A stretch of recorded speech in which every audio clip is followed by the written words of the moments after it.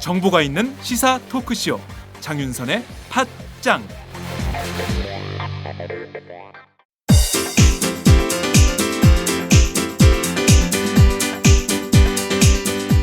선배님, 문학을 잘 가르치는 대학이 따로 있을까요? 문학? 문학이면 서울디지털대학교 문해창작학과지. 왜요? 다른 학교랑 차이점이 있나요? 서울디지털대학교 문해창작학과는 순수 문학부터 드라마 작가, 라디오 작가, 영화 시나리오 작가까지 커리큘럼이 창작 중심이야. 그리고 책임 교수제를 도입해서 1대1로 학생을 지도하니까 학생들 실력이 성장할 수밖에 없지. 아, 그래서 문단에 데뷔한 사람들 중에서 서울 디지털대 문예창작과가 많군요. 그럼 문단에 데뷔하는 사람만 매해 10명이 넘어. 교수진 중에서 문예의 질을 직접 발행하는 사람이 5명이나 된대. 유명 작가들이 동아리 활동까지 같이 하면서 학생들 작품을 지도해 준다니까. 그렇구나. 그럼 입학 후에 내가 소설가가 될지 시인이 될지 드라마 작가가 될지 가능성을 알아볼 수 있겠네요. 지금이 입시 기간이죠? 아싸, 결정! 고마워요, 선배. 서울디지털대학교 문예창작학과 신입 편입생 모집 중.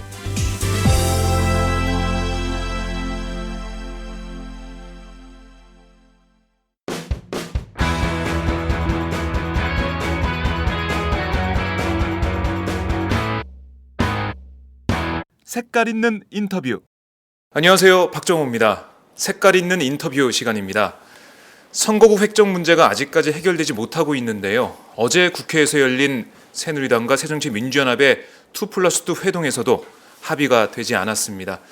뭐가 문제였는지 국회 정치개혁특별위원회 간사이신 김태년 새정치민주연합 의원을 만나 자세히 알아보겠습니다.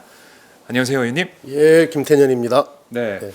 지난번 교육부 국정교과서 추진 그 비밀 TF 사무실 앞에서 뵙고 예. 오랜만에 저는 인사드립니다. 예. 국정교과서 문제도 정말 심각하긴 한데 그건 저희가 또 다음에 다뤄보기로 하고요. 오늘은 우선 선거구 획정 문제에 대해서 말씀을 나눠보겠습니다. 어제 많은 국민들이 선거구 획정 여야 합의를 좀 기대하셨는데 또다시 합의엔 실패했습니다. 어제 회담 내용을 한번 같이 정리를 한번 해보죠. 역시 쟁점은 연동형 비례대표 그 문제였죠. 예, 어떻습니까? 예, 새누리당에서 그 지역구가 늘어나게 되면 네. 그 헌재 판결 2대1 인구 편차를 유지하고 네. 이제 그로 인해서 농촌 지역 의석수가 감소를 하기 때문에 그 부분을 조금 보완을 하려면 지역구 의석수가 약간 늘어나야 되는데요. 네. 그렇게 되면 의원 정수가 고정되어 있기 때문에 비례대표가 줄 수밖에 없잖아요. 근데 비례대표 제도라고 하는 게 소선거구제, 단순 다수 대표제에서 발생하는 이 사표들을 방지하기 위해서, 네. 즉 비례성을 보완하기 위해서 운영되고 있는 제도 아닙니까? 그렇죠. 예. 그러니까 비례대표가 준다라고 하는 것은 그만큼 비례성이 약화되는 거거든요. 그러니까 어떤 식으로든지 제도적으로 비례성을 보완해주는 장치를 만드는 것은 그건 너무 당연한 일입니다. 네. 그래서 이제 우리가 계속 그 주장을 하고 있는 거죠. 근데 새누리당에서는 단순히 그냥 비례 줄이고 말자. 그 어떤 제도도 탑재할 수 없다라는 주장을 어제도 계속 하고 있는 거죠. 네. 예. 네, 중앙선관위에서는 권역별 비례대표를 조언을 했었고 이 분위기 자체는 전체적인 그 기류 자체는 이런 비례대표를 강화하고 또 사표를 방지하고 표의 등가성을 그대로 가져가는 그런 게 어떻게 보면은 헌재나 중앙선관위의 좋은 내용, 권고 내용인데 새누리당에서는 계속 반대를 하고 있단 말이죠. 이거는 지역구에서는 우리들이 자신이 있으니까 비례대표는 상관없고 비례대표는 어차피 우리한테는 중요한 게 아니고 지역구만 지키면 된다. 이런 생각이라고 볼 수 있죠. 어떻습니까? 예, 그러니까 비례대표의 제도를 왜 헌법에서 보장하고 있는지, 왜 우리가 그 제도를 운영하고 있는지에 대한 개념, 이게 부족한 것 같아요. 내가 보기엔 새누리당은. 그다음에 이제 또 하나는, 그러니까 이 정치개혁특별위원회를 만들어서 정치관련법 전반에 대해서 우리가 다루고 있는 이유는, 그래도 대한민국 정치가 선진국형으로 한 발자국이라도 더 전진해야 된다고 하는 의무가 있지 않겠습니까?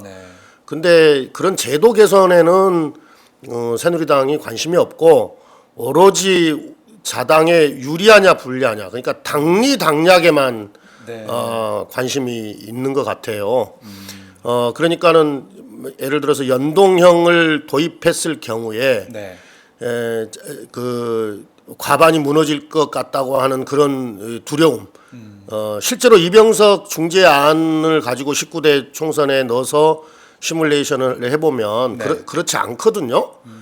근데 한두 석 감소도 도저히 수용할 수 없다고 하는 아주 이 욕심이 아주 그냥 그게 차 있는 거죠. 그러다 보니까 제도 개선에 대해서는 한 발자국도 한치도 이렇게 물러나려고 하지 않은 그런 태도를 보이고 있습니다. 말씀하신 대로 연동형 비례대표제, 이것에 대해서 새누리당이 반대를 하고 있는데, 구체적인 발언을 보니까 원유철 대표 같은 경우는, 원내대표 같은 경우는 100m를 뛰는데 자꾸 자기가 10m 앞에서 뛰겠다는데 받아들이겠냐라고 주장을 했고, 이학재 정개특위 간사는 야당이 다른 정치개혁과제와 선거구 문제를 같이 논의하자는 제안에 대해서 나이키 안 사주면 학교 안 가겠다는 거랑 똑같다, 이런 비유를 하기도 했어요.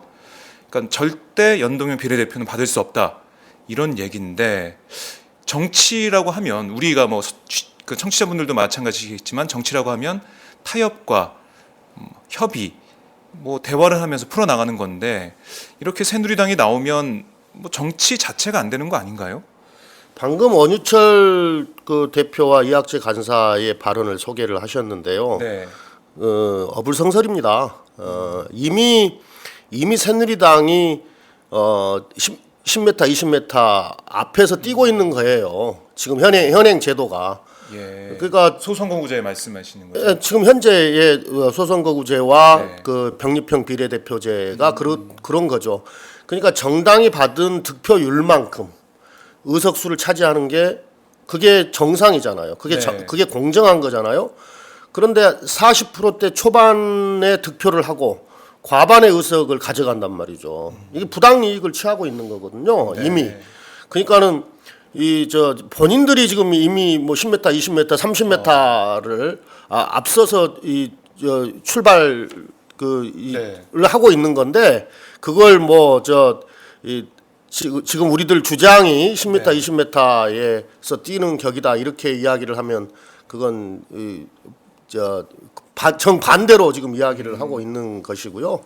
그 다음에 이학재 간사 이야기는 아주 고약한 이야기인데, 제가 전에 언론에 그 좋은 학교 만들자고 했더니 계속 일진 짱만 해먹겠다라는 그런 격이죠. 이게 이제 그렇습니다. 이게 룰에 관련한 문제고 또 선거법에 관련한 문제이기 때문에 그 합의의 정신은 대단히 중요한데요. 여기서 핵심은 얼마나 제도를 공정하게 만드느냐예요. 어떻게 공정성을 확보해 주느냐 하는 문제이기 때문에 지금 새누리당의 주장은 누가 보더라도 그 합리적이지 않습니다. 새누리당의 문제점 지적을 해주셨는데, 말씀하신 대로 지금 19대 총선 같은 경우에는 지역구 246개 그 지역구 중에서 새누리당이 얻은 득표수는 42~43% 정도밖에 안 되거든요. 그럼에도 불구하고 지역구에서 새누리당이 얻은 의석은 127석, 과반이 넘는데, 이런 문제는 새누리당이 보지 않고 지금 연동형 비례대표 그 지역적인 문제만, 그것만 어떻게든 자기에게 그렇게 유리하게 해석을 하고 있다, 이렇게 많은 분들이 생각하실 것 같습니다.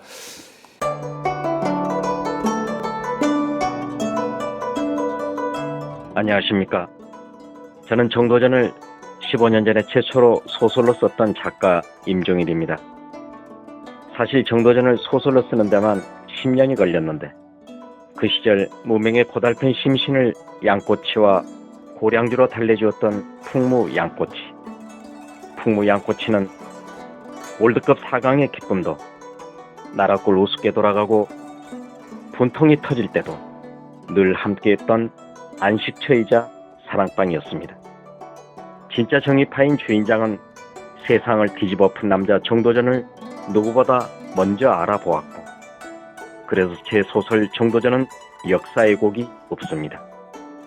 풍무 양꼬치 역시 맛과 양심이 살아있습니다. 좋은 사람끼리는 꼭 만나야 합니다. 어떻습니까? 오늘 풍무 양꼬치에서 만납시다. 2호선 구로 디지털 단지역으로 오세요. 예약 문의 02809-9292 02809-9292 팟짱 애청자라고 하시면 정성 가득 담긴 서비스도 나갑니다. 어제 정의당에서 뭐 양관을 제시했던 그 내용도 협상 테이블에 올랐었나요? 어떻습니까? 네, 올랐습니다. 저희들이 정의당의 제안에 대해서 새누리당에게 설명을 해줬고요. 또 전달도 했습니다. 네. 근데 정의당에서 이런 이제 수정 제안을 하게 된 게 이 수정 제안안이 마음에 들어서 흡족해서 하고 있는 게 아니거든요. 네. 어떻게든 이제 만약에 지금 지역구가 늘어나고 비례가 줄게 되면 거꾸로 소수 정당이 손해를 보게 되거든요. 지난 19대에다가 넣어보면 네. 정의당에서는 한 1, 2석 정도, 한 석 내지 2석 정도의 손해가 됩니다. 네. 그러니까 거대 정당 두 정당이 협상을 하면서 소수 정당에게 손해가 가는 그런 합의를 할 수는 없는 거 아니에요. 네. 이제 그런 측면에서 보면 어저께 정의당의 수정 제안은 정말 아프디 아픈 그런 제안으로 봐야죠. 네. 그래서 저희들이 설명을 했고 네. 새누리당에서는 처음 제안을 받은 거니까 돌아가서 검토를 해보겠다고 그렇게 이야기를 한 상태입니다. 예. 네. 그러니까 뭐 정의당 안이 뭐 3%에서 5% 정당 득표율을 득표한 정당에 뭐 각 3석씩 우선 배정한 후 나머지 비례 의석을 가지고 병립식으로 의석 배분을 하자. 그리고 5% 이상 득표한 정당에는 우선적으로 5석씩 우선 배정한 후에 병립식으로 의석 배정하면 좋겠다. 이런 안들이 있었는데 새누리당에서는 뭐 처음 받았으니까 검토해 보겠다. 네. 이런 거네요. 예. 근데 뭐 그닥 긍정적이지는 않았습니다. 예. 그리고 그것만 있는 게 아니고 어저께 이렇게 정의당에서 제안한 게 두 가지예요. 방금 말씀하신 것과 네. 지역구 의석 비율. 정당 득표율과 네. 지역구 의석 비율의 차이를 네. 보정해주는 방식도 제안을 했습니다. 그러니까 예를 들면 정당 득표율과 지역구 의석 비율이 차이가 네. 3%가 나면 한 석을 보정해주고 3에서 6% 사이에는 두 석을 보정해주고 네. 6% 이상 차이가 날 경우에는 세 석을 보정하는 그런 방식도 제안을 했습니다. 네. 정의당에서 연동형 비례대표제가 뭐 합의가 안 될 그런 가능성을 상정하고 자신들이 손해는 보지만 그래도 선거구 획정을 여야가 합의를 해야 되기 때문에 이런 중재안을 가지고 왔는데 새누리당에서는 뭐 논의를 해보겠지만 어제는 그닥 좋은 분위기 아니었다 이렇게 정리를 할 수가 있겠네요. 그러면 지역구 의석을 현행 246석에서 253석으로 7석 늘리고 비례대표 의석수를 54석에서 47석으로 7석 줄이는 안에는 잠정 합의가 된 건가요? 아닙니다. 아닌가요? 그건 전제가 있는 거예요. 그러니까 네. 비례를 줄이고 지역구를 늘리는 합의의 전제는 이렇게 해서 약화되는 비례성을 보완하는 장치, 그러니까 어떤 식으로든지 연동형을 탑재하는 전제 하에 네. 253석까지 늘릴 수 있다 이렇게 이야기가 된 거죠. 근데 그 전제는 다 빼버리고 7석 줄이고 지역구만 253석으로 늘리기로 했다 이렇게 설명하는 것은요. 그건 자기들이 주장했던 것만 취하겠다고 하는 네. 그런 소리입니다. 아, 그렇군요. 언론을 통해서 보면은 뭐 이 의석수는 합의가 됐다 이렇게 흘러나오고 있어서 제가 여쭤봤는데 그런 어떤 전제가 확실하게 돼야지만 예, 이렇게 이제 되는 거네요. 253석은 현재 판결 때문에 네. 큰 폭의 의석 감소가 예상되는 농촌 지역을 배려해서 의석 감소 수를 최소화하고 네. 그 다음에 이제 통합시들 들도 이렇게 불이익을 받지 않게 하고 네. 그 다음에 균형도 맞추고 뭐 이런 것들을 다 감안한 의석수가 253석입니다. 예. 예. 아니 이게 이렇게 해가 바뀌면 기존 선거구는 모두 무효가 되는 거잖아요. 네. 그러면 예비 후보자의 법적 자격도 사라지게 되는데 어떻게 보면은 시간이 흐를수록 현역 의원들만 유리해지는 구도입니다. 뭐 현역 의원들이야 뭐 지금 이대로 그냥 활동하면 되겠지만 정치 신인들, 그 예비 후보자들은 뭐 아무것도 할 수 없는 그런 상황이 되는데요. 이 불합리한 상황 어떻게든 고쳐야 되지 않나요? 이게 답답합니다. 저희 입장에서는. 예, 그런 문제가 있기 때문에 어떻게든 해를 넘기지 않고 이 선거구 획정을 완료를 해야 될 임무가 있는 거죠. 네. 예, 그래서 지금이라도 새누리당에서 어떤 제도 개선에 대한 어떤 실마리들을 풀 수 있는 어떤 안들을 갖고 와야 된다고 생각을 합니다. 계속 네. 이렇게 부당이익만 취하면서 이 제도하에서 뭐 영원토록 뭐 과반 의석을 본인들이 확보하겠다고 하는 욕심을 부리게 되면 네. 그러니까 그 과반 의석에서 0.0001%라도 깨지는 네. 경우의 수를 도저히 뭐 상정하지 않겠다라고만 한다면 이 협상이 대단히 어렵죠. 근데 어제 이런 말씀하셨어요. 선거구 협상과 관련해선 이후 계속 치열하게 논의해서 어떻게든 합의 후 처리하는데 공감대 형성했다. 그래서 정의화 국회의장이 직권상정으로 처리하는 건 안 되게 하겠다 이런 취지의 말씀을 하셨는데 또 지금 말씀 들어보니까 새누리당 변화가 없으면은 아무것도 안 되잖아요. 이게 가능할지 어떻게 보세요? 예, 그러니까 직권상정은 이게 이제 직권상정의 대상이 되질 않아요. 예, 그건 국회의장도 이제 인식하기 시작했고 네. 어저께 협상하면서 보니까 그 여당에서도 이건 직권상정 할 수 없다라고 하는 것을 잘 알고 있더라고요. 이제 그런 만큼 아까 말씀하셨던 어떤 신인들 네. 문제나 또는 헌재 판결에 의한 어떤 선거구 소멸 뭐 이런 네. 문제들을 다 해결을 하려면 하여튼 치열하게 협상해서 올해 안에 어떤 협상의 결말을 내야 된다고 봅니다. 네. 뭐 향후 새누리당과의 협상 계획 이런 게 잡힌 게 있나요? 예, 지금 뭐 여러 채널이 가동이 되면서 네. 지금 뭐 이야기들은 하고 있는 중인데요. 아직까지는 뭐 긍정적인 그런 신호가 오질 않고 있습니다. 안녕하세요. 과메기가 생각나는 계절이 되었습니다. 비린내 나지 않고 믿을 수 있는 과메기를 드시고 싶으시죠? 딴지일보 기자가 구룡포 현장으로 찾아와 생산에서 포장, 맛까지 검증한 참 좋은 과메기를 권해드리고 싶습니다. 인터넷으로 참 좋은 과메기를 검색해주세요. 정말 맛있습니다.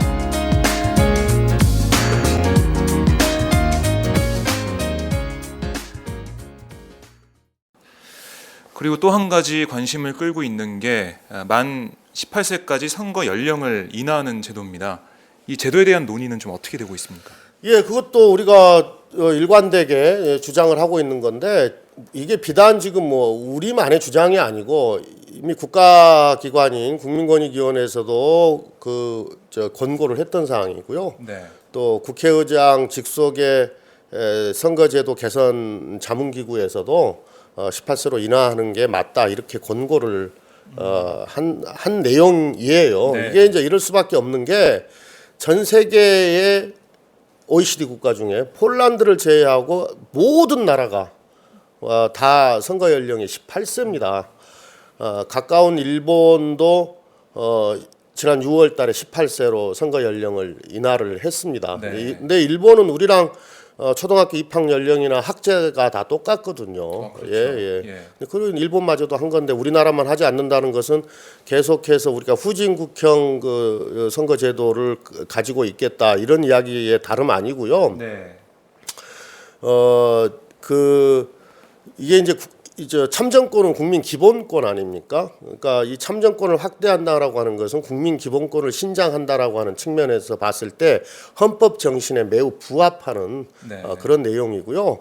그리고 고등학교를 졸업한 이 연령에서 투표권을 갖지 못한다고 하는 게 이게 말이 되지 않잖아요. 예를 들면 같은 대학교 1학년인데 누구는 투표권이 있고 누구는 없고 만 19세라서 투표권이 있고 누구는 또 없고 만 없고 18세라서 그다음에 고등학교를 졸업하고 취직을 했단 말이죠. 취직을 했는데 취직을 했으니까 이제 세금을 낼 거 아닙니까? 그렇죠. 근데 예. 납세자임에도 불구하고 투표를 할 수 없다? 이것도 말이 안 되는 소리고요. 그런데 이제 새누리당에서 이걸 반대하는 논리 중에 하나가 고등학생들까지 정치판에 끌어들일 수 없지 않냐라고 이야기를 해서 네. 그러면은 고등학생을 제외시키자. 이건 병역법대로 하면 되거든요. 정력법이요. 예, 병역법에 고등학생을 징집할 수는 없잖아요. 그렇죠. 예, 이렇게 18세 이상은 징집 대상이 되는데 고등학생은 징집할 수가 없기 때문에 연나이로 되어 있어요. 네. 예, 그러니까 요 투표권 18세 주는 문제도 연나이로 부여를 하게 되면 고등학생들은 자연스럽게 다 제외가 됩니다. 예. 그렇군요. 그러니까 말씀 들어보니까 이 만 18세까지 선거 연령 낮추는 문제는 어떻게 보면 정말 합리적인 그런 제도로 만들어가는 그런 모습인데 근데 이것 또한 새누리당에서는 예. 아무래도 젊은 층은 야당에게 더 지지율이 높기 때문에 자당에게 새누리당에게 불리한 거다 해서 안 받으려고 하는 거예요. 근데 사실은 이게 누구에게도 유리할지는 모르는 거 아니에요. 그렇죠. 그럴 뿐만 아니라 네. 설령 그렇다 손 치더라도 이게 국민의 기본권을 신장하는 문제인데 이것이 우리한테 유리하다 불리하다 이렇게 따질 문제가 네. 아니잖아요. 예를 들면 그럼 다른 국민의 권리들이 헌법에 보장된 국민의 권리를 행사하는 다른 사안에 대해서도 그러면은 뭐 이 각 정당의 유불리를 따질 거냐고요. 네. 예. 말씀 들어보니까 이게 선거제도 관련해서도 그렇고 새누리당은 그 기승전 당리당략이네요. 모든 게 다 당리당략으로 결정이 되네요. 그럼요. 예, 그러니까 모든 게 다 당리당략인데 예. 다른 사안들에 대해서는 뻑하면은 뭐 선진국에서는 이렇게 한다 네. 저렇게 한다 그러면서 주장들을 하면서 예. 그래서 왜 이 문제만큼은 이 후진국형을 유지하려고 하는지 잘 모르겠어요. 예. 참 역사 교과서 국정화 문제도 그 전 세계에서 국정 교과서 하는 데가 몇 나라가 안 되는데 북한을 포함해서 그걸 따라하겠다고 하고 있고 지금 이 선거 연령 문제 그리고 선거구 획정 문제도 어떻게 보면은 새누리당의 입장이 반영이 안 되면 절대 아무것도 할 수 없다.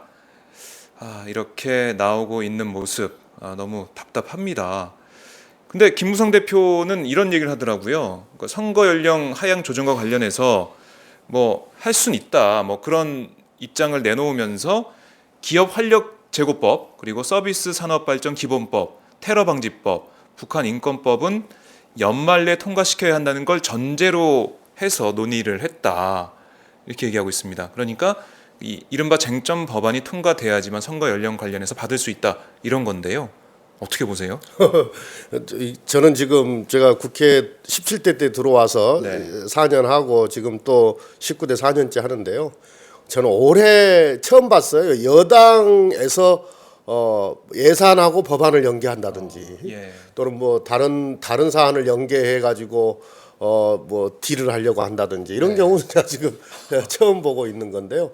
선거제도 개선은 그건 그것대로 해야 될 네. 사안이면 그건 그것대로 논의를 하면 됩니다. 다른 법하고 연계할 이유가 없는 거죠. 그다음에 지금 다른 법들도 상임위에서 지금 네. 다 논의 중에 있잖아요. 그럼 정부 여당에서 해달라고 하는 법들을 그냥 다 해줄 것 같으면 야당이 왜 필요하며 국회가 왜 필요하겠습니까? 네. 그러니까 모든 법이 지고지순하지 않아요. 그로 인하여 생길 부작용도 있고, 그렇죠. 예, 그 또 뭔가 운영 과정에서 심각한 또 뭐 문제들도 생길 수 있거든요. 네. 그런 점들까지 꼼꼼하게 다 따져봐야 되는 게 국회의 역할 아니겠어요? 특히나 야당의 네. 역할 아니겠어요? 야당이 정밀하게 이 법에 대해서 심사하고 들여다보고 개선책을 찾고 이런 건 기본 임무입니다. 기본 임무. 야당이 하고 있는 기본 임무에 대해서 무슨 뭐 발목을 잡고 있다든가 반대만을 위한 반대를 하고 있다든가 이렇게 공격하는 것은요, 그건 정당하지 않고, 그다음에 본인들이 야당을 안 해봤냐고요. 본인들이 할 때는 더 심하게 했어요. 그렇게 해놓고 뭐 지금 입장 완전히 돌변해서 예. 그런 식의 정치 공세를 취하는 것이 정치 발전에 바람직스러운 건지 한번 스스로 되돌아봤으면 좋겠습니다. 예. 그러니까 뭐 사실 국회 선진화법도 새누리당이 자신들이 야당이 될까봐 어떻게 보면 만든 법이다 이렇게 볼 수도 있잖아요. 보면 뭐 창조 경제라는 걸 박근혜 대통령이 내세웠지만 창조 경제뿐만이 아니고 창조 정치를 좀 하고 있는 것 같아요. 네. 이거 보도 못한 그런 정치를 지금 하고 있고, 뭐 야당을 어떻게든 설득해서 같이 논의하고 가야 되는데 야당하고 얘기하는 게 좀 성가시고 싫은가 봐요. 예. 그러니까 옛날에 그 통법부 일대가 있었잖아요. 예. 옛날 독재 시절 권위주의 정권 시절에 네. 그때의 향수가 아직 많이 남아 있는 것 같아요. 뭐 마치 국회 선진화법 때문에 안 되고 있다 이런 식으로 공격을 하는데, 그 국회 선진화법 해야 된다고 당론 채택하는데 박근혜 대통령이 가장 앞장선 거 아니에요? 지금 정의화 국회의장 그때 국회 선진화법 하면 안 된다고 네네. 반대하셨던 분인데 오히려 지금은 국회 선진화법이 뭐 악법이다 이렇게 해서 뭐 말도 안 되는 일반법을 직권 상정하라고 요구하는 게 청와대고 이른바 친박 의원들이고, 네. 국회 선진화법 지켜야 된다고 주장하시는 분이 국회의장이고, 이게 난센스고 코미디예요. 맞습니다. 말 그대로 난센스고 코미디인데, 이 경제 관련 법들, 뭐 박근혜 대통령은 이 법이 통과가 안 돼서 지금 밤잠을 못 주무신다고 하시던데, 그래서 이 새누리당에서 기를 쓰고 어떻게든 통과시키려고 하는 것 같고, 이거 아니면 안 된다고 연기를 하고 있는 것 같은데요. 이게 왜 이렇게 청와대 눈치를 봅니까? 그러니까 왜 지금 계속 그 경제 위기를 그 설파하고 있느냐, 이렇게 확대 과장하고 있느냐, 아니 스스로 비상사태다. 경제가 매우 어려워요. 특히 서민 경제가 지금 어렵습니다. 그건 사실입니다. 그렇습니다. 근데 왜 뭐 비상사태까지 뭐 이렇게 운운하면서, 이건 상식적으로 이해할 수 없는 거거든요. 집권당이 이렇게 이 집권 세력이 스스로 경제 위기를 막 퍼뜨리고 있는 것은 경제에 무척 좋지 않은 신호를 주는 거거든요. 시장은 얼어붙을 거기 때문에. 외국에서 어떻게 보겠습니까? 예. 이게 이런 거예요. 내년 총선에서 이 경제 운영을 잘못한 새누리당 이 8년에 대한 이 냉정한 국민적 판단과 심판들이 이루어질 것이 두려운 거거든요. 실제로 지금 서민들이 너무 힘들거든요. 완전히 이 정부 하에서의 서민 경제는 거의 파탄 지경에 이르렀다 이렇게 봐야 되는 겁니다. 그건 원인이 있지 않습니까? 그건 오로지 이 경제 정책을 이 재벌 대기업에 집중시켜서 어떻게 보면은 우리가 따뜻하게 보살펴야 되는 이 경제의 어떤 선순환을 이루어야 되는 여러 가지 경제 정책들에 대해서 소홀히 하거나 뒤집거나 이러면서 이제 발생한 일이란 말이죠. 그렇죠. 그러니까 본인들의 어떤 경제 무능을 야당 탓으로 돌리려고 하는, 이게 선거를 앞둔 오로지 이 선거 전략만 짜는 집단들이에요. 네. 어떻게든 선거만 이기면 된다. 그런 차원에서 지금 이 문제도, 아니 이 법 몇 개 통과시키고 안 시키고 한다 그래서 죽을 경제가 살아나고 산 경제가 죽고 이렇게 우리 경제의 규모가 그거밖에 안 되냐고요. 맞습니다. 본격 직장인 드라마 공생. 야, 오 과장! 바이오한테 화한 보내라 그랬는데 왜 안 보낸 거야? 아닙니다. 보냈습니다. 무슨 소리야? 화한 하나에 10만 원이 넘을 텐데 지출 내역이 없잖아. 지출 내역이. 착한 콜 화한은 69,000원입니다. 에? 착한 콜? 1800-9222 정직한 가격에 착한 콜 꽃배달 서비스. 가격만 착한 게 아닙니다. 꽃과 화환을 선물하시면 구매 금액의 5%가 어려운 이웃에게 기부됩니다. 딴지마켓을 통해 기부 내역을 검증받은 1800-9222 착한 콜. 대리운전 서비스도 있습니다. 대리운전은 1800-9998, 퀵서비스는 1800-9668입니다. 이렇게 비상 상황이라고 하면서 경제 수장은 이제 다시 국회로 복귀한다고 하죠. 경제를 이렇게 엉망으로 만들어 놨으면 자기들 말대로 정말 비상사태일 정도로 네. 엉망으로 만들어 놨으면 경제를 책임지고 있던 경제부총리가 어떻게 선거에 나가겠다고 하는 그런 소리를 합니까? 아주 말입니다. 뻔뻔한 거죠. 예. 책임지고 모든 공직에서 물러나야지 그걸 네. 선거에 나가겠다고 이렇게 뻔뻔하게 이야기를 합니까? 네. 예. 그러게요. 우리 유권자들, 우리 시민들의 정치 의식을 얼마나 정말 과소평가하고 있는지 되묻지 않을 수가 없습니다. 참 답답한 상황인데, 자, 이 여야가 합의 못하면은 선거구 획정에 대한 국회의장 직권상정 가능성이 뭐 언론 통해서 계속 나오고 있는데, 아까 말씀하셨듯이 이거는 뭐 불가능하다, 그럴 리는 없다, 이렇게 볼 수 있나요? 예, 아까도 말씀드렸듯이 이건 직권상정의 대상이 되지 않는다라는 것을 네. 어저께 여야 간에도 이렇게 공감대를 이루었고요. 제가 듣기로는 정의화 국회의장도 매우 어려운 문제다. 네. 어떻게든 합의에 이르러야 한다라고 생각하신다 이렇게 이야기를 듣고 있습니다. 네. 알겠습니다.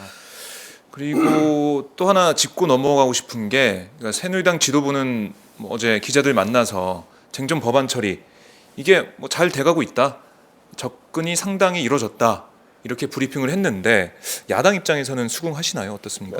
아니던데요. 어저께 이제 물론 뭐 제 소관은 네. 아니긴 합니다만은 어저께 이제 공감대를 형성한 것은 상임위에서 제대로 심사를 해보자. 네. 상임위를 정상적으로 돌려가지고 그거까지는 어제 공감대를 형성을 했고 그래서 지금 상임위들이 지금 네네. 돌아가고 있는 거 아니겠어요? 예. 하지만 뭐 이 쟁점 법안을 합의해서 뭐 이제 합의가 됐고 통과시킨다, 이거는 아니고 예, 상임위에서 논의를 해봐야 된다. 예. 그렇게 정리를 해 보겠습니다. 이 선거구 획정 문제 참 많은 분들이 관심을 가질 것 같고요. 특히 뭐 예비 후보자, 정치 신인들 또 많이 생각을 하시면서 보고 있을 것 같습니다.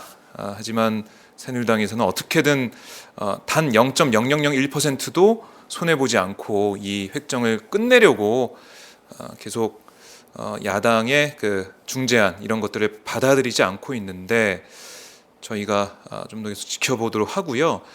화제를 바꿔서 이거 하나만 여쭤볼게요. 예, 의원님께서 성명서를 최근에 내셨더라고요. 의원님이 뭐 국회 교문위 야당 간사이시기도 하신데, 박근혜 정부는 누리과정 떠넘기기 중단하고 중앙정부 차원의 대책 마련하라 뭐 이런 요구를 하셨습니다. 오늘 이재정 경기교육감이 청와대 앞에서 1인 시위를 벌이기도 했는데, 지금 누리과정 예산 떠넘기기 이걸로 인한 지방 재정 부족이 심각한 상황이죠. 어떻습니까? 네, 이건 그 어린이집을 교육청에서 책임지고 누리과정 시행하라고 하는 것은 일단 현행법 위반입니다. 예, 어린이집은 교육청 소관이 아니에요. 네. 보건복지부 소관이거든요. 그러니까 당연히 예산 편성은 보건복지부 일반 예산으로 편성을 해야 하는 게 현행법 체계에도 맞습니다. 네. 그리고 이건 대통령이 이 무상보육과 관련해서는 대통령이 공약을 했던 사안이거든요. 그렇죠. 그러면은 당연히 대통령이 책임지고 중앙정부에서 예산 편성을 해주는 것이 네. 그게 순리에 맞는 거고요.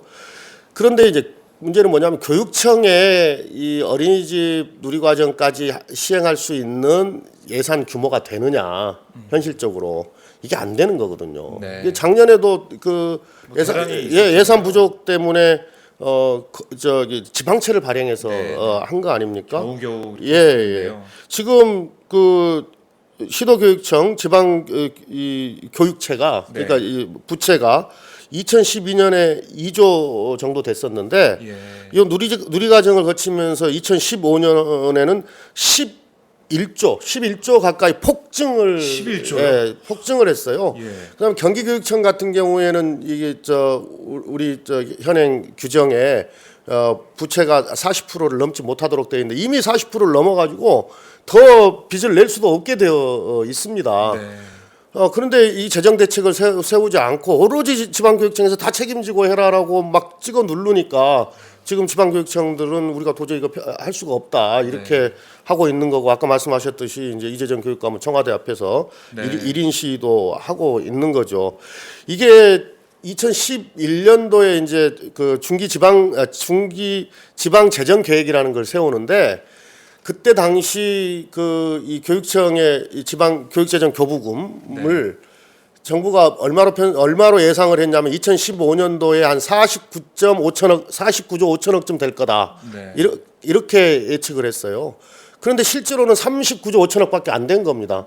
그러니까 정부가 한 10조 원의 그 재정 추계를 펑크를 낸 거예요. 그렇네요. 예. 근데 그때 당시에 한 49조 5천억쯤 될 터이니 그 누리과정을 교육청에서 맡아도 될 거다라고 사실은 이 정부가 꼬드 낀 거예요. 잘못된 예산 추계로. 근데 10조쯤 펑크가 났잖아요. 그거는 중앙정부에서 해줘야 되는 거예요. 중앙정부가 예측을 잘못했기 때문에 중앙정부가 예산 대책을 세워줘야 되는 것은 그건 상식인 겁니다. 근데 지방교육청에서 이제 예를 들어서 누리과정을 시행을 하다 보면은 초등학교, 중학교, 고등학교 학생들한테 돌아가야 될 그 교육 예산들이 펑크가 나게 돼요. 왜냐면 윗돌을 빼서 아랫돌을 막아야 되기 때문에. 그러면 학생 1인당 한 66만 원, 연 한 66만 원 정도의 어떤 교육비 이가 펑크가 나는 결과에 이르는 거죠. 예. 그럼 학생 개개인들이 피해를 보는 거네요. 그렇죠. 네. 예. 아니 이 중앙정부에서 추계를 잘못한 부분까지 지방 정부에 떠넘기는 이런 모습. 그러니까 정부가 유보통합, 유아교육과 보육을 통합하는 관계 법령들 또 체계들을 다시 만들어야 하고요. 그리고 거기에 맞추어서 예산 대책까지도 함께 세워서 정상적으로 이 제도가 시행될 수 있도록 해야 됩니다. 근데 지금 중앙정부 입장에서는 뭐 꿈쩍도 안 하고 있는 거죠? 어떻습니까? 네, 현재로서는. 그런데 지금 그러니까 걱정이 많은 거죠. 현장에서의 보육대란 이게 현실화 될지도 모르기 때문에 지금 많은 교육청도 걱정이 많은 거고, 뭐 저희들도 마찬가지고요. 특히 지금 우리 아이들 키우는 부모들이 걱정이 많습니다. 네.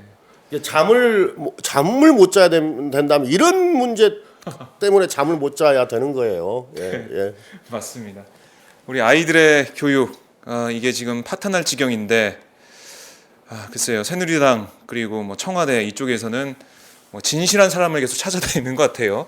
진실한 친박을 찾으면서 선거 걱정만 하고 있는데, 진실하다는 것은요, 약속을 잘 지키는 거거든요. 그게 첫 번째거든요. 약속을 본인들이 지키지 않고 본인이 깨놓고 어디 가서 진실한 사람을 찾습니까? 예. 맞습니다. 김태년 의원님의 날카로운 지적 저희가 들어봤고요. 끝으로 우리 팟짱 애청자분들께 한 말씀 좀 해주세요. 지금 며칠 만에 팟짱 지금 다시 나왔는데요. 상황이 급박해서 저희가 다시 한번 모셨습니다.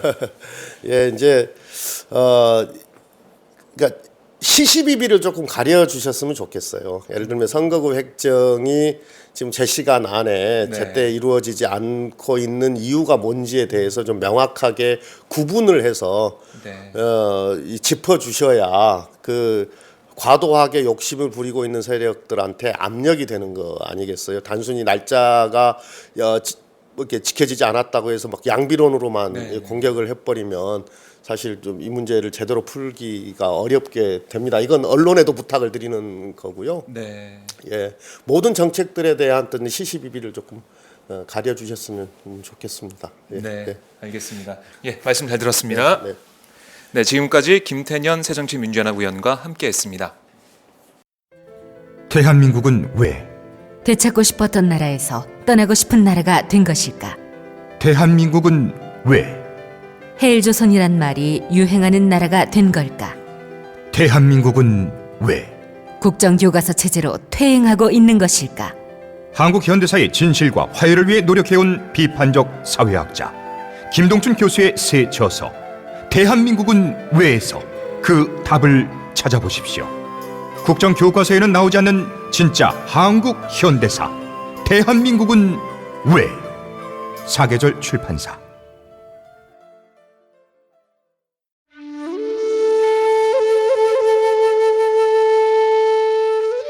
영한네이처의 마카 산삼. 공중파 텔레비전에도 없고 인터넷 배너 광고 하나 없지만 팟캐스트 좀 들어봤다 하는 분들은 다 아는 마카 산삼. 진짜 유명해져서 유사 제품도 많아졌습니다. 이젠 마카 산삼을 검색하면 너무 많이 나와요. 꼭 영한네이처로 검색해주세요. 팟캐스트에서 듣던 그 마카 산삼을 구입할 수 있습니다. 특히 나라 걱정으로 심신이 지친 분들에게 권합니다.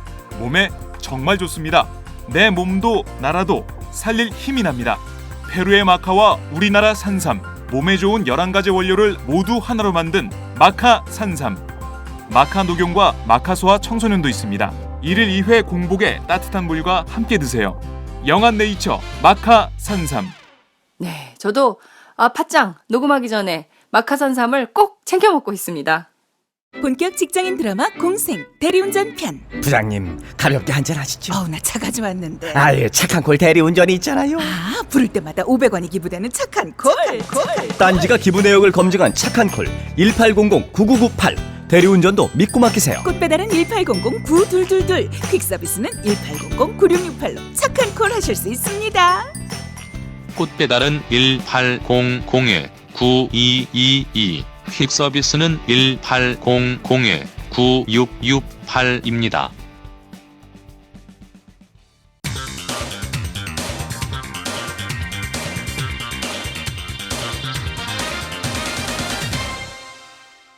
전혀 다른 뉴스. 안녕하세요, 박정호입니다. 전혀 다른 뉴스 시간인데요. 안철수 무소속 의원의 기자간담회 현장을 전해드리겠습니다. 오늘 오전 국회에서 안철수 무소속 의원의 기자간담회가 있었는데요. 안 의원은 이 자리에서 사실상 신당 창당을 선언했습니다. 내년 2월 설 전에 신당을 띄운다는 구체적인 시기도 밝혔는데요. 안 의원이 내세운 신당 창당 이유는 정권 교체와 새로운 정치 실천이었습니다. 함께 들어보시죠.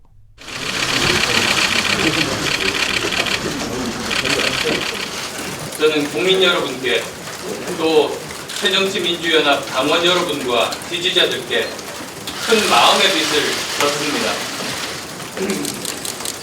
그 빚을 갚을 길은 정권 교체를 반드시 이루고 국민의 삶을 바꾸는 새로운 정치를 실천하는 길밖에 없습니다. 표열 남친 외로운 길을 떠난 제게 국민 여러분께서 과분한 관심과 성원을 보내주고 계십니다. 이 기회를 빌어 진심으로 감사의 말씀을 드립니다. 큰 격려이면서 동시에 엄청난 질책이 담겨 있다는 것을 잘 알고 있습니다. 정말 무거운 책임을 느낍니다. 국민 여러분께서 주신 소중한 불씨를 잘 살려나가겠다는 다짐 드립니다. 저는 국민들께 분명하게 약속합니다. 지금 만드는 정당은 두 가지를 이루려는 것입니다.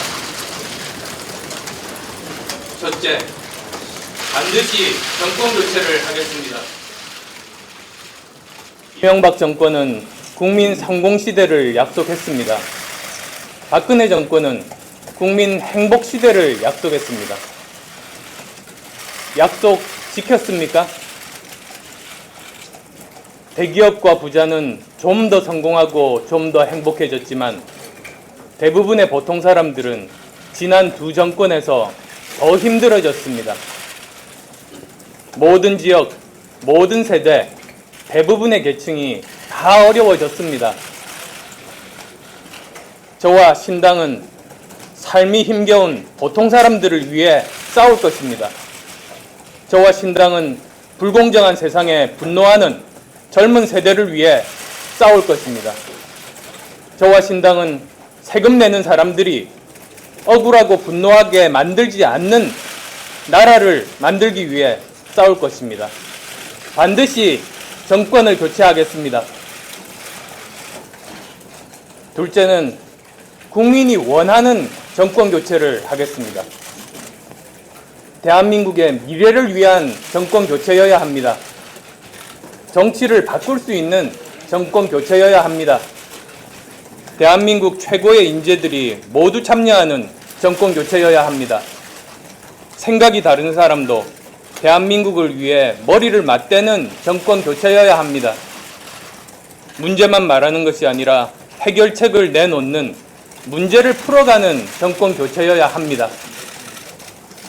또한 안 의원은 부패에 단호한 정당, 실력 있는 인재들이 모이는 정당을 만들겠다고 강조했는데요. 신당은 안철수 개인의 당이 아니다. 낡은 정치 정상과 정권 교체에 동의하는 범국민적 연합체가 될 거란 주장도 했습니다. 안 의원의 말 함께 들어보시죠. 저는 분명하게 약속드립니다. 청산해야 할 사람들과는 연대하지 않는 정당을 만들겠습니다. 부패에 단호한 정당을 만들겠습니다. 실력 있는 인재들이 모이는 정당을 만들겠습니다. 젊은 세대에게 문을 활짝 열어놓는 정당을 만들겠습니다. 생각이 달라도 서로 대화하고 토론하는 정당을 만들겠습니다. 저는 분명하게 약속드립니다. 부패에 단호하고 이분법적 사고에 빠지지 않고 수구적 생각을 갖지 않는 모든 분들과 함께할 것입니다.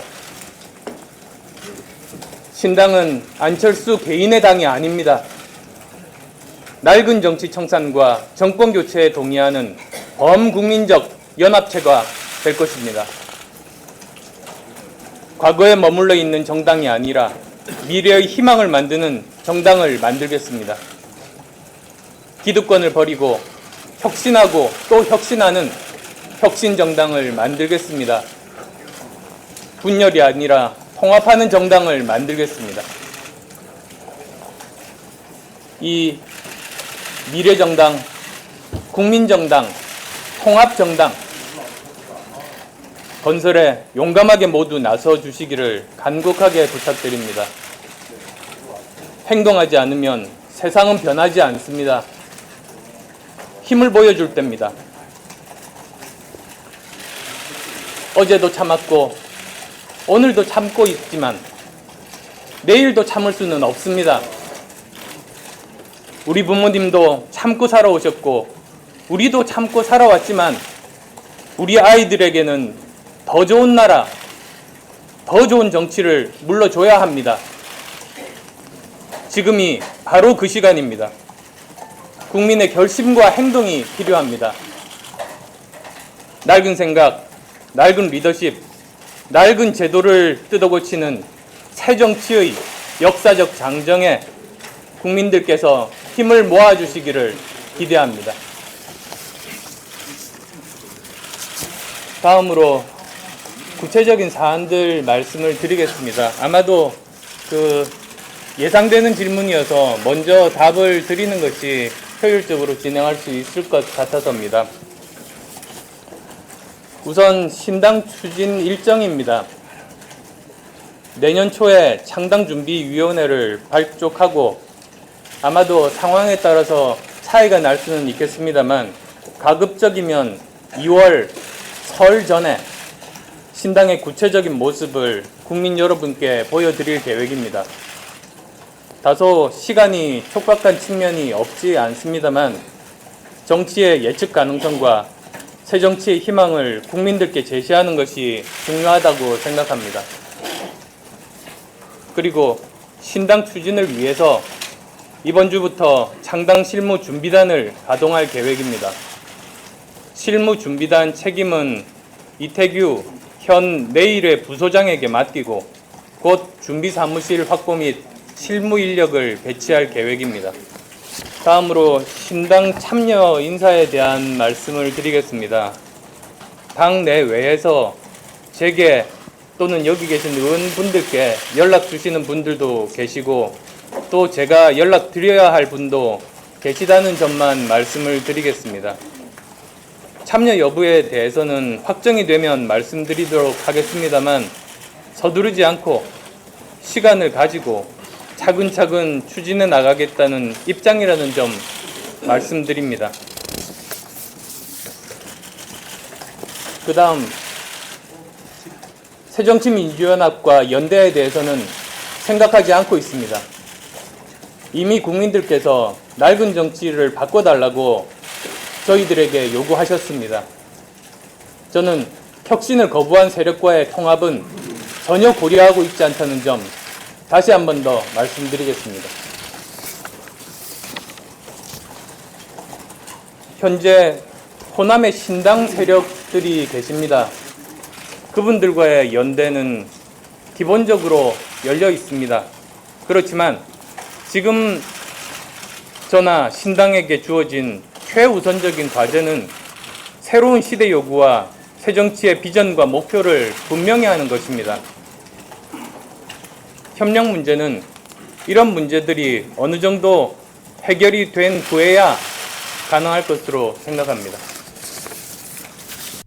안 의원은 내년 총선에서 새누리당이 200석 이상 얻는 것을 저지하겠다고 밝혔지만 새정치민주연합과는 선거 연대나 후보 단일화는 고려하고 있지 않다고 말했습니다.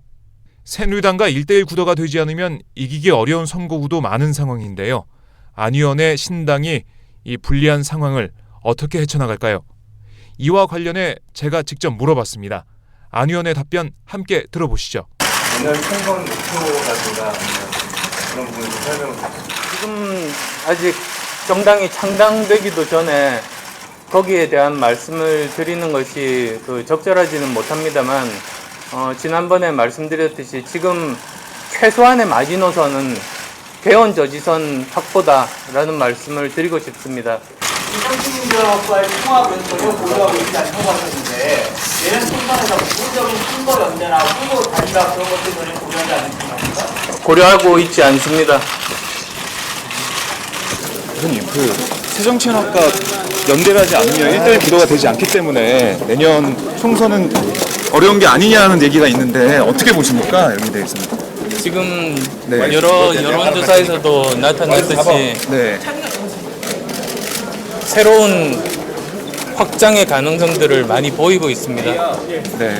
그리고 지금 현재 새누리당에 대한 문제 인식을 하고 계신 분들, 그리고 또 현 야당에 대해서 문제 인식을 갖고 계신 분들이 오히려 국민들 저는 절대 대다수라고 보고 있습니다. 그분들께 적극적으로 알리고 적극적으로 좋은 분들 소개시켜 드려서 꼭 총선에서 좋은 결과를 얻도록 하겠습니다. 야권 분열에 대한 우려의 목소리가 높아지고 있는 가운데 안 의원은 오늘 기자간담회 자리에 함께한 새정치연합 탈당 의원들의 손을 잡고 포토타임을 가졌는데요. 2월 초 신당 창당을 선언한 안 의원이 어떤 사람들과 함께할지, 그리고 어떤 새정치를 보여줄지 앞으로 지켜볼 일입니다. 지금까지 박정호였습니다. 안녕하세요. 장윤서의 팟짱, 귀에 팍팍 꽂히죠? 저는 오늘도 오마이뉴스 최정병기라고 바닥바닥 우기고 있는 김병기 기자입니다. 공짜 자전거 신문 조중동 기자들이 자기 신문 돈 내고 보나요? 안 봐요, 아빠! 저는 팟짱에 매월 자발적 정치료 3만원씩 내는 10만인 클럽 회원입니다. 애청자 여러분 덕분에 올해 1000명 늘어서 무려 9,400. 내친 김에 연말까지 1만 명 만인보 캠페인에 도전합니다. 무슨 캠페인이요? 만인보!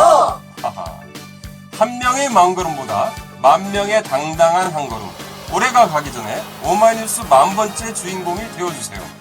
홈페이지에서 가입하시거나 02-733-5505 내선번호 274번으로 전화주세요. 요즘 엄청 갑갑하죠? 갑갑해. 우리 역사책도 지키고 팟짱도 확실하게 지키겠습니다. 10만인 클럽 아싸!